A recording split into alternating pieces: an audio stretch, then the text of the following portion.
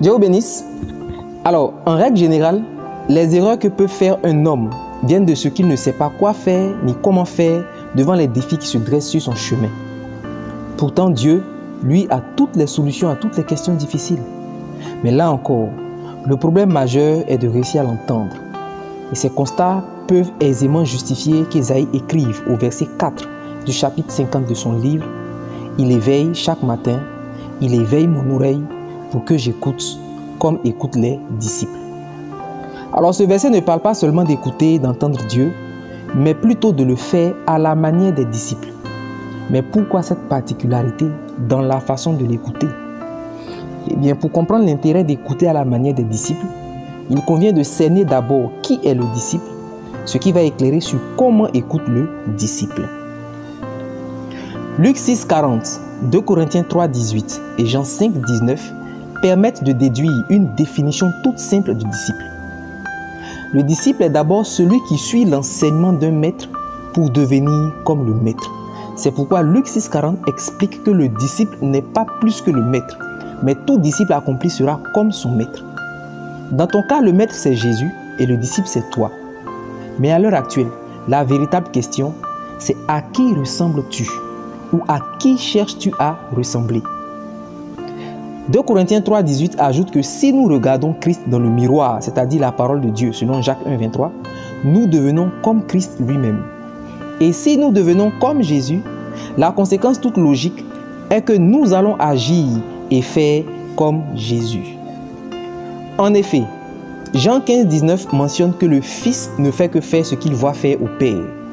Autrement dit, tout ce que le Fils fait est la copie conforme de ce que fait son Père. Et la relation maître à disciple est comme une relation de père à fils. Et d'ailleurs, les disciples de Jésus ne sont autres que ses enfants.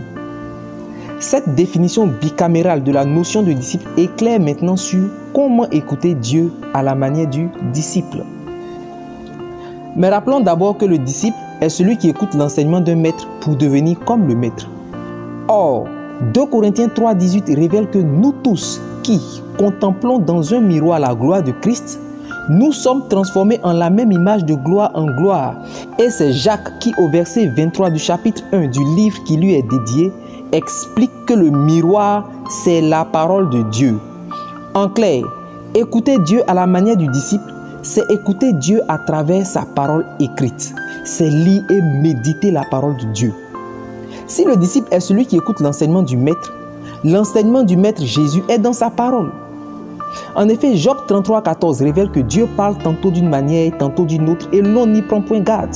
Par exemple, Dieu peut parler dans une vision, dans un songe, etc. Mais lorsque Dieu veut te transformer, te changer pour que tu lui ressembles, il a un canal unique, c'est sa parole, comme l'indique 2 Corinthiens 3,18. Tu dis que tu es disciple de Jésus, mais tu ne lis pas la Bible.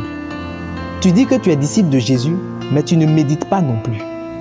Tu dis que tu es disciple de Jésus, mais tu lis ou médites la Bible de temps en temps.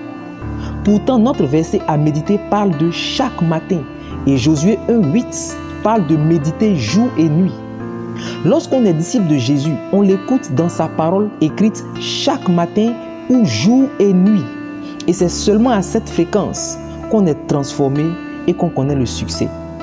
Tu vois, si aujourd'hui les choses sont difficiles et que tu n'entends pas Dieu, c'est juste que tu ne l'écoutes pas à la manière des disciples. Mais maintenant, si tu t'y appliques, tu peux devenir comme lui. Dieu sait tout. Il est sage et intelligent au-delà de toute mesure.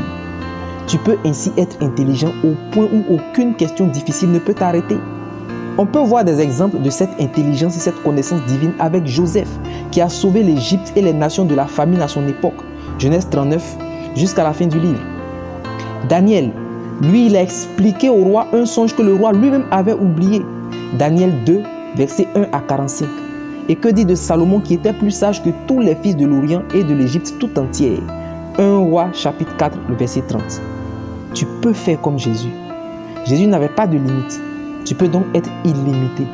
C'est pourquoi Josué 1,8 dit au sujet de ceux qui méditent la parole jour et nuit, tout ce qu'ils font leur réussit. Alors je prie pour toi. Reçois la soif, la force et la joie d'écouter à la manière des disciples. Que Dieu te bénisse.